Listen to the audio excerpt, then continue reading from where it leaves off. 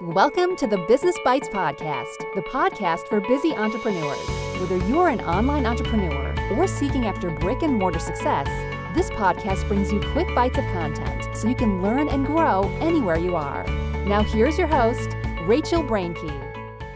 What is one thing that causes legal issues?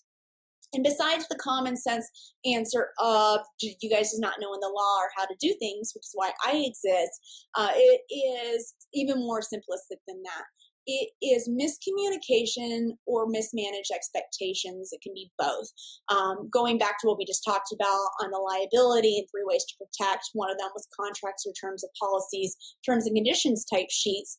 Those can also help to set expectations and set communications into play, especially since they're all in one place. But you also have to think a little wider than that as well. When you're giving information to a customer or to a client, you have all the social media messaging that goes out, all the interactions that you may have. If you have a customer service team, when you're dealing one-on-one with a client, try to make sure everything and all the information you're providing is consistent as possible, especially if you do have a contract or policy sheet or terms and conditions, that it mirrors that as well. We want to have the consistent messaging and consistent expectations across the board.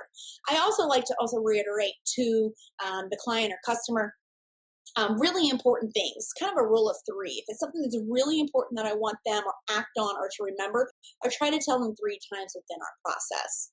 Another thing to keep in mind whenever you're developing your communications, and again, this isn't just what's in the contract, this isn't just what's in your website, it's everything. It's every interaction, any way that your client touches you and your messaging and your branding and your business, is to make sure that you are giving enough information for them to have the expectations set, the communications are clear, and it's also helping them to feel confident. I think this is where we've kind of really departed from the legal stuff. We set the expectations. We've put out this information to kind of legally protect us. But you also have to consider the more information that you provide a client without overwhelming them, but the more information that you provide them along the process, and you hold their hand through the entire relationship, whether you're selling products online or you're a photographer that's photographing a family, went from dealing with them from intake all the way through ordering their album or their canvases or Christmas cards, the more information that you can provide to a client or a customer, the more their buyer confidence goes up and up and up.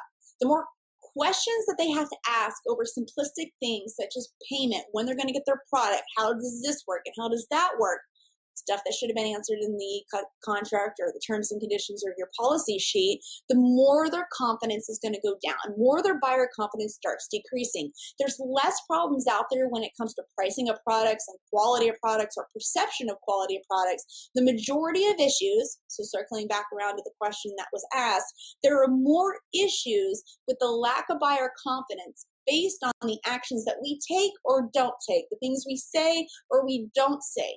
That is the root, and that's the foundation that makes it all shaky. So if someone's on the edge of whether or not they want to invest a couple $1,000s in your product or service, the more questions they have to ask you and get you to sell them on it, the less likely they're going to buy it. You want to provide as much information up front. The contract does that. Your descriptions do that. Your marketing does that. All of that information needs to be provided to them. One of the things that we like to do here with our team, and this is what I encourage that you guys to do, and this goes for our contracts, but also goes for all the information that we put out, we keep a running list of questions that we receive from our clients and our customers. If people are asking the exact same questions over and over, they're telling you the problem that you need to fix. They're telling you where the buyer confidence is being shaken. Listen to them. We keep a running list in Excel spreadsheet and Dropbox so that we can all share. You can use Google Drive or any of those other type of systems. But we keep this so that we're making sure that not only are all these questions and stuff answered in our contracts or our terms, but also so that we can try to hedge them off and provide as much information up front. Again, building up the buyer confidence that makes it easier for them to pay us in the end, makes them more confident in who we are and what we're selling, and an overall happier experience. So we keep that running list, we reevaluate it. I'll kind of check in and look on that. My team really kind of makes that list for me, but I'll check in and see if we're seeing a lot of the same question, we're going to go ahead and try to fix that right away. That can't wait until our quarterly meeting. That's something that we need to get on right now. And sometimes you feel like you have put a you fix on it, but it's only been a Band-Aid. Maybe you put the information into the support docs. It's been a frequently asked questions you're stuck on your site, but still people are asking the exact same questions, or you feel like you've said it in a consultation or a one-on-one. There has to be a solution that you're going to have to sit and brainstorm. How do you fix that? What are the top pain points? You know what?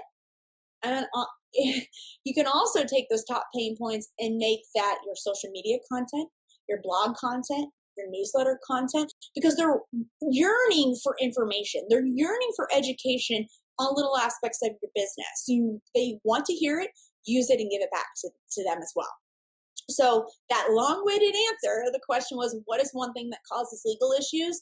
It is the lack of communication or mismanaged expectations. You guys are passing each other somehow in communication. There's issues that are arising.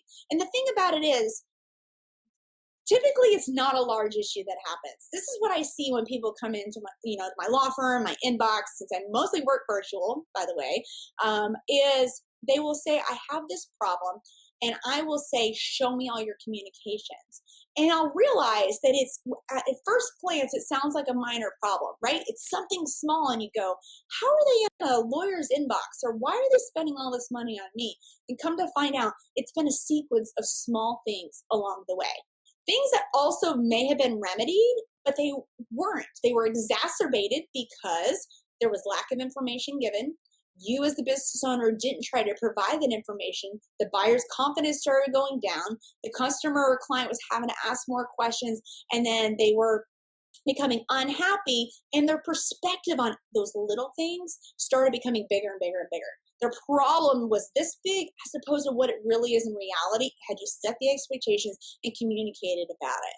And I know that you can't fix every issue that goes on out there. Sometimes you just have to roll with it, and it is what it is. But if you're seeing the common problems over and over again, talk. Make sure your communication is on point. And I feel like I'm beating this beating this dead horse here.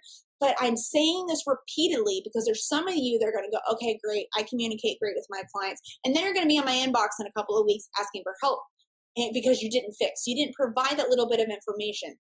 But one of the things I always like to guide the small business owners that I work with is to, besides that pain point list, is I want you to take your communications, whether it's one-on-one communication, it's email, I want you to write it all out.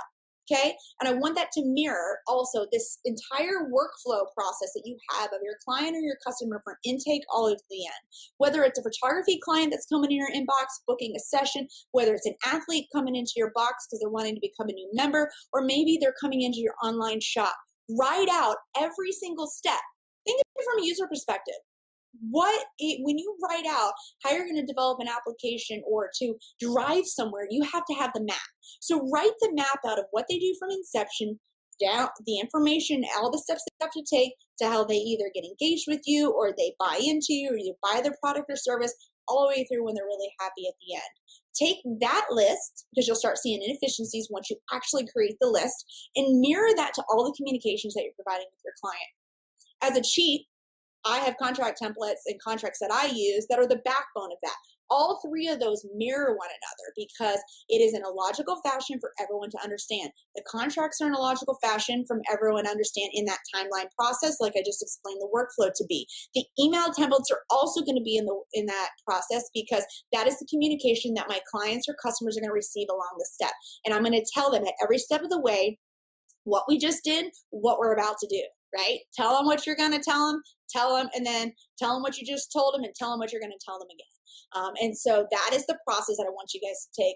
And I really just gave you guys enough homework, if you don't already have all that in place, to get your business completely freaking efficient and make sure that you're on point, adhering to your contracts, and making sure there's not lack of communication or miscommunication issues. Thanks for joining Rachel on this episode of the Business Bites. For show notes, a list of recommended tools, or referenced episodes, you can find them at businessbitespodcast.com. Until next time.